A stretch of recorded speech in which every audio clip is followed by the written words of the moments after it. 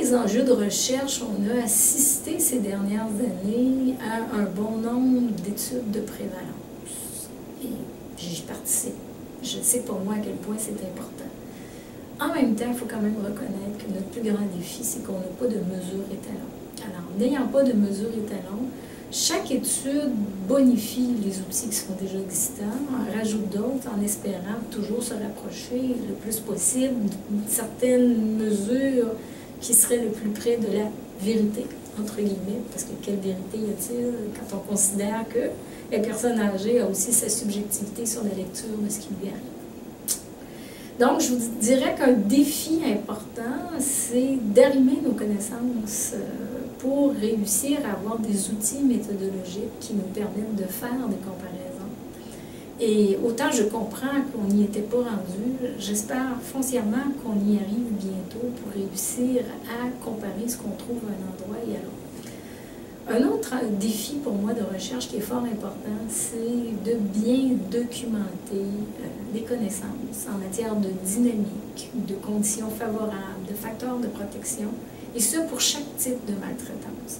Je suis un peu dérangée par l'espèce de discours qui est souvent trop généraliste, où on essaie par exemple de faire des profils de personnes âgées maltraitées, des profils de personnes qui sont susceptibles de les maltraiter, alors qu'on sait très bien que suivant le type de maltraitance, on ne parlera pas du tout de la même chose. Si on se retrouve par exemple dans une perspective où c'est un proche aidant qui se trouve à négliger une personne âgée parce que la personne est épuisée, très, très différent comme analyse d'une maltraitance physique ou encore d'une exploitation financière qui serait faite par une personne de confiance, tel un conseiller financier.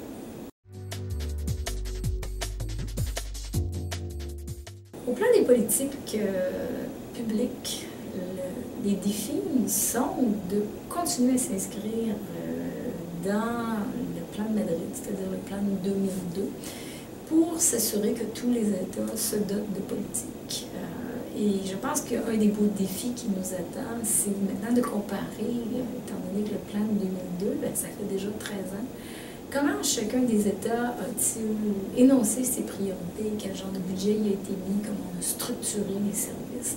Je pense qu'on a beaucoup à apprendre les uns des autres, et encore là, il n'y aura jamais de réponse unique. Certains vont aller vers plus de droits criminels, d'autres vont aller plus de soutien par des organismes de protection de personnes âgées, d'autres vont aller, comme au Québec, vers des approches intersectorielles où il n'y a pas un seul organisme qui est responsable, mais bien plusieurs qui se partagent le défi de bien répondre à l'ensemble des besoins d'une personne âgée qui serait maltraitée.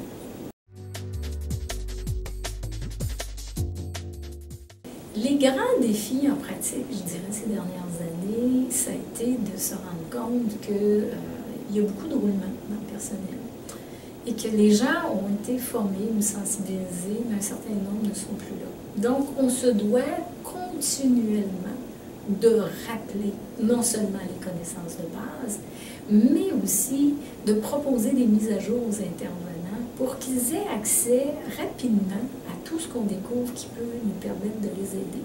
Je pense notamment à un des projets de recherche de la chaire en ce moment sur l'intervention policière auprès des aînés maltraités, où on a développé un modèle de pratique. Et en cours de route, on fait déjà de l'évaluation non seulement de l'implantation, mais des effets pour faire un transfert de connaissances.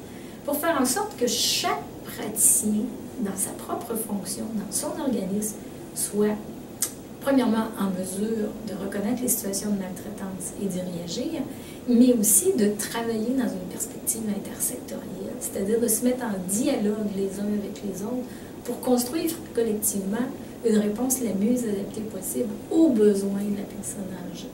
Et je le rappelle, toujours en tenant compte du point de vue de la personne âgée, c'est quand même elle qui est maître dans cette situation-là.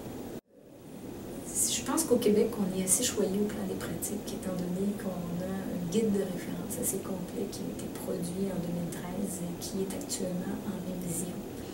Des défis qui nous guettent, c'est de bien former les gens à partir de ce guide-là et de pouvoir les soutenir dans leur milieu. Comme tout changement organisationnel, c'est pas suffisant de sensibiliser des gens, même de leur offrir des outils. Il faut aussi que les organisations, que les systèmes soutiennent les praticiens pour qu'ils travaillent différemment et qu'ils introduisent ce changement-là. plein d'exemples dans toutes sortes de domaines où des gens ont suivi des formations extraordinaires, ils reviennent, puis finalement, c'est plus compliqué de changer leur pratique, donc ils vont plutôt revenir à leur façon de faire qui était antérieure parce que ça n'a pas été présenté comme un changement organisationnel ou comme une réorientation pratique. Donc ça, je pense que c'est vraiment un des beaux défis qui nous guette. Un autre défi qui nous guette, c'est pas juste en pratique, je dirais, c'est un défi qui est transversal à la pratique, à la recherche et aux politiques publiques. C'est l'importance de toujours penser à avoir une attitude critique face à nos présupposés ou nos façons de concevoir les personnes aînées. L'agisme ambiant est très présent, et ce, dans de multiples sociétés. Donc là-dessus, on a un défi pour être capable de faire en sorte que tout un chacun puisse se reconnaître comme étant passablement ou possiblement agistes à certains moments dans leur façon, soit de nommer les choses, d'analyser les choses, et que dans une perspective inspirée, entre autres, du modèle écossais du patient partenaire, moi je dirais qu'il faut travailler avec l'aîné partenaire dans les solutions pour contrer la maltraitance envers les aînés. Et Dieu merci, au Québec, là-dessus, on a quand même de l'expérience, mais il faut vraiment continuer dans ces approches-là. Donc, un défi d'arrimage entre différents interlocuteurs et les principaux intéressés, les aînés, y compris leurs représentants qui sont des groupes.